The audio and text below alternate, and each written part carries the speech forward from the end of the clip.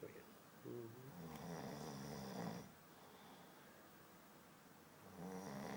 خليه قاعد على الوضع.